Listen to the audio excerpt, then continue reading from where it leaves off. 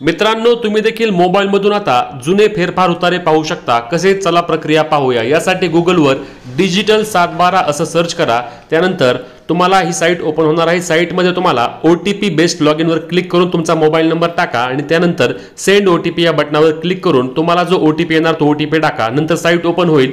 या ठिकाणी बघा मी झूम करतो आणि झूम केल्यानंतर तुम्हाला या ठिकाणी सर्च करायचं आहे ई-रेकॉर्ड्स वरती आणि ई-रेकॉर्ड्स वरती तुम्हाला तुमचा जो असणार आहे फेरफार तो फेरफार पाहता येणार आहे। कसे, चला लगेच पाहूया आपण। आता ई-रेकॉर्ड्स वर क्लिक केल्यानंतर या ठिकाणी कार्यालयामध्ये तहसीलदार कार्यालय निवडा। आता जिल्हे, आता सगळे जिल्हे यामध्ये ऍड अजून झाले नाहीत, परंतु जेवढे जिल्हे आहेत तेवढ्या जिल्ह्यांचे तुम्ही मात्र सर्व फेरफार उतारे पाहू शकता। तर या ठिकाणी मी एक जिल्हा सिलेक्ट करतो कोणताही।